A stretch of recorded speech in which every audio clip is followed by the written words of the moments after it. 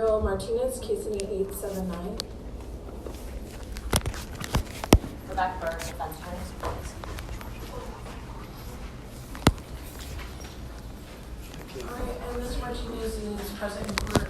I did talk to counsel regarding the information that the court was provided about prior recordings of court being posted online. Mr. Martinez, obviously you're free to post whatever you wish online. However, you're not free to record the court's proceedings. You're not allowed to use your phone to record what happens in court. If you wish to have a record of what happens in court, you can order a transcript, but you can't record it on your phone. Do you understand that? Can you show me the law that says that? Sir, I'm telling you, you are not allowed to record the proceedings. Do you understand that? Well, for the record, Ms. Guerra, you're an elected official, right? And your actions are not looking good for any future elections. All right, so Mr. Martinez, again, you're not allowed to record. If you wish to have a transcript, you can make a request to order the transcript. The court proceeding today is set so that Mr. Martinez can meet with Dr. Kenworthy. Because of prior refusals to attend the appointment for assessment, the court asked that Dr. Kenworthy come to court today to be able to assess you, Mr. Martinez. The court's going to order, if you haven't already, to speak with Ms. Dr. Kenworthy so that she can assess you. Ms. Tyson, do we know the status? If that's already happened, or? Well, I don't have representation, so let's start all over. Gabriel Joe Martinez is present without title of defendant and without representation. And isn't it true that in order for the court to recognize any facts, any statements, or any evidence, it has to come by first-hand witness under oath or affirmation? Right, Mr. Martinez, is that true or not? When you answer your questions right now, I need to make sure that we handle the proceeding. Do you know the status of the?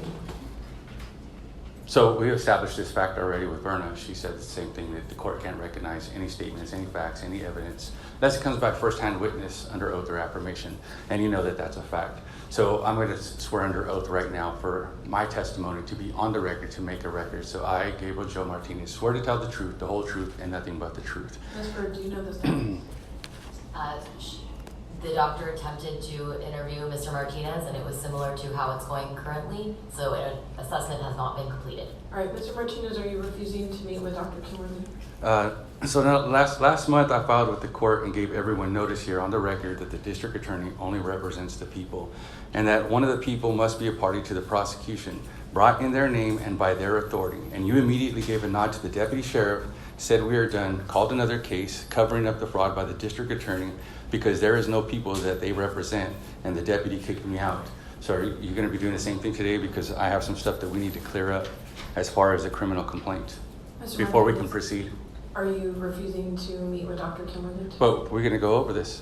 All right. And then we're going to go, and then we can go over. So California Constitution, it declares a person charged with a felony by complaint subscribed under penalty of perjury. So we know a complaint has to be subscribed under penalty of perjury. Then we've got California Jurisprudence, Volume 7, Preliminary Proceedings. It speaks about complaints. That's your law book. Section 105, Signature Verification and Filing, page 965.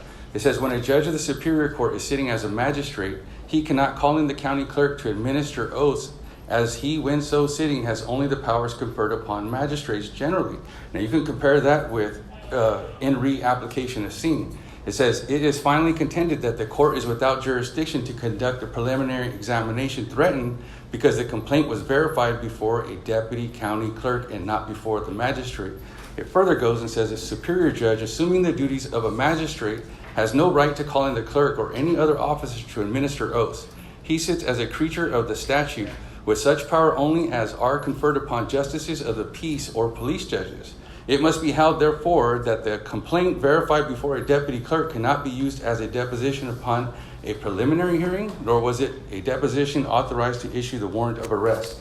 Now, I have a copy here of the criminal complaint, and the criminal complaint says it's subscribed and sworn to before me, and it has the deputy clerk's signature, and it has Mathew Hamilton's signature. So we just read, and it's clear that it can't be verified before a deputy clerk. Furthermore, the clerk, I think her name is Yoli or Yolanda, the supervisor for the clerks on the fourth floor, said that they don't have the authority to swear in. So that just further proves what I just read. They don't have the authority to swear in a criminal complaint. And they didn't swear in the criminal complaint. So this document is a fraud. So your only lawful option now is to discharge this matter. So how do you wish to knowingly proceed? That request is denied, Mr. Martinez. Again, the court's informed you that you need to complete the assessment by Dr. Kenworthy several times. You've refused to do that. The court made Dr. Kenworthy available to you today so that you could do the assessment. Dr. Kenworthy may be able to do an assessment,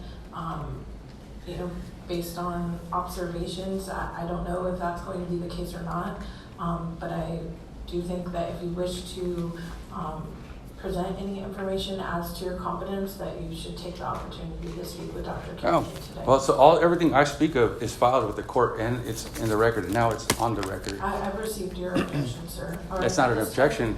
Now, you know what? Ms. Kenworthy and I both spoke earlier, and she agreed that the court order that you said was a court order for me to evaluate, we went over this, and I said I require a copy of a court order that says Gabriel Joe Martinez is ordered to perform an evaluation. You gave Brandy a copy of a court order, and it says psychiatric psychological appointment order.